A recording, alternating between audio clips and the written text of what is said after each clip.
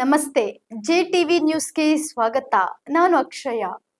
KPSC ಅಧ್ಯಕ್ಷರ ಅಮಾನತು, ಹೊಸ ಕಾನೂನು, ವಿದೇಶಾಂಗ ನೀತಿ ಹಾಗೂ ಆರ್ಎಸ್ಎಸ್ ಮತ್ತು ವಿಎಚ್ಪಿ ವಿವಾದ ಕುರಿತು ಗೃಹ ಸಚಿವ ಪ್ರಿಯಾಂಕ್ ಖರ್ಗೆ ಪ್ರತಿಕ್ರಿಯೆ ನೀಡಿದ್ದಾರೆ.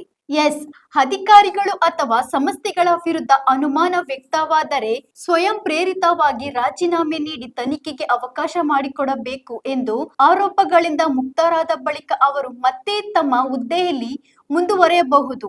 ಕೆಪಿಎಸ್ಸಿ ಸದಸ್ಯರನ್ನು ವಜಾಗೊಳಿಸಬೇಕೆಂಬ ಅಭಿಪ್ರಾಯ ವ್ಯಕ್ತವಾಗಿದ್ದಾಗ ಹುದ್ದೆಯಲ್ಲಿ ಮುಂದುವರೆಯುವುದನ್ನು ಸಮರ್ಥಿಸಲಾಗದು ಎಂದು ರಾಜ್ಯಪಾಲರು ಪ್ರಕ್ರಿಯೆಯಂತೆ ಅಮಾನತು ಆದೇಶ ನೀಡಿದ್ದಾರೆ. ಮತ್ತು ವಿಶೇಷವಾಗಿ ನಮ್ಮ ಯುವಕರ ಭವಿಷ್ಯ ಜೊತೆ ಚೆಲ್ಲಾಟ ಆಡುವಂತ ಯಾವುದೇ ಸಂಸ್ಥೆ ಇದ್ರೂ ಕೂಡ ಅದನ್ನ ನಾವು ಸಹಿಸಬಾರದು. ಯಾಕಂದ್ರೆ ಬಹಳ ಕಷ್ಟಪಟ್ಟು ಇವತ್ತು ನಮ್ಮ ಯುವಕರು ಹುಬ್ಳಿ, ಧಾರವಾಡ, ಬೆಂಗಳೂರು, ಡೆಲ್ಲಿ, ಹೈದರಾಬಾದು ಇಲ್ಲೆಲ್ಲ ಹೋಗಿ ಅವರು ಎಕ್ಸಾಮ್ ಪ್ರಿಪರೇಷನ್ ಮಾಡ್ತಾರೆ, ಹಣ ಖರ್ಚು ಮಾಡ್ತಾ ಇದ್ದಾರೆ. ಯಾಕಂದ್ರೆ ಅವರಿಗೆ ಒಂದು ಸರ್ಕಾರಿ ನೌಕರಿ ಇದ್ರೆ ಒಂದು ಆರ್ಥಿಕ ಹಾಗೂ ಸಾಮಾಜಿಕ ಭದ್ರತೆ ಸಿಗುತ್ತೆ ಅಂದ್ಬಿಟ್ಟು ಅವ್ರ ಕುಟುಂಬದವರಿಗೆ. ಸೊ ಇವತ್ತೇನಾಗಿದೆ, ನಿಜವಾಗ್ಲೂ ಬಹಳ ವಿಷಾದ.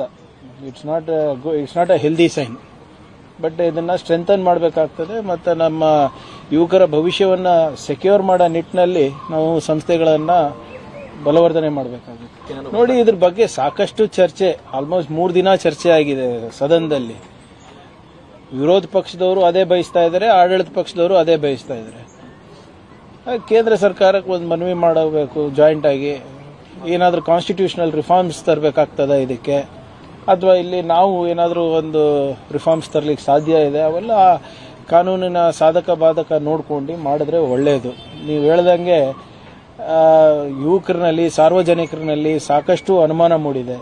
ಈ ಅನುಮಾನವನ್ನು ನಾವು ಸರಿಪಡಿಸಬೇಕು ಅಂದರೆ ನಾವೆಲ್ಲರೂ ಒಗ್ಗಟ್ಟಾಗಿ ಒಮ್ಮನಸ್ಸಿನಿಂದ ನಮ್ಮ ಯುವಕರ ಭವಿಷ್ಯ ಪರವಾಗಿ ಕೆಲಸ ಮಾಡಬೇಕಾಗುತ್ತೆ. ನೀವು ನೋಡಿದ್ದೀರಾ, ಮೊನ್ನೆ CBSE ಎಕ್ಸಾಮ್ ಪೇಪರ್ ಲೀಕ್ ಆಗಿರೋದು, ನೀಟ್ ಪೇಪರ್ ಲೀಕ್ ಆಗಿರೋದು, ಇಲ್ಲಿ KPSCನಲ್ಲಿ ನಡೀತಾ ಇರೋದು, ಅಥವಾ ಬೇರೆ ಬೇರೆ ಎಕ್ಸಾಮಿನೇಷನ್ನಲ್ಲಿ ಹೇಗೆ ಮೊನ್ನೆ ರೈಲ್ವೆ ಎಕ್ಸಾಮಿನೇಷನ್ನಲ್ಲೂ ಕೂಡ ಆಗಿದೆ ಅಂತ ಹೇಳ್ತಾ ಇದ್ದಾರೆ.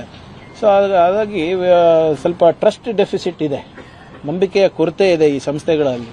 ಇದರಲ್ಲಿ ಒಟ್ಟಾಗಿ ಎಲ್ಲರೂ ಸೇರಿ ಮಾಡೋದು ಸೂಕ್ತ, ನನ್ನ ವೈಯಕ್ತಿಕ ಅಭಿಪ್ರಾಯ. ನೋಡಿ ಇವರೇ, ನಮ್ಮ ದೇಶದ ವಿದೇಶಾಂಗ ನೀತಿ ಡೊನಾಲ್ಡ್ ಟ್ರಂಪ್ ಅವರಿಗೆ ಅಡ ಇಟ್ಟು ಬಂದಿದ್ದಾರೆ ಆಗಲೇ. ಹೋದ ಬಾರಿನೇ ನಮ್ಗೆ ಏನೇನು ಸಂಕಷ್ಟ ಎದುರಾಯಿತು ನಿಮ್ಗೆ ಗೊತ್ತಿದೆ. ಝೀರೋ ಪ್ರಿಪೇರ್ಡ್ನೆಸ್ ಇತ್ತು ನಮ್ಮ ದೇಶದಲ್ಲಿ.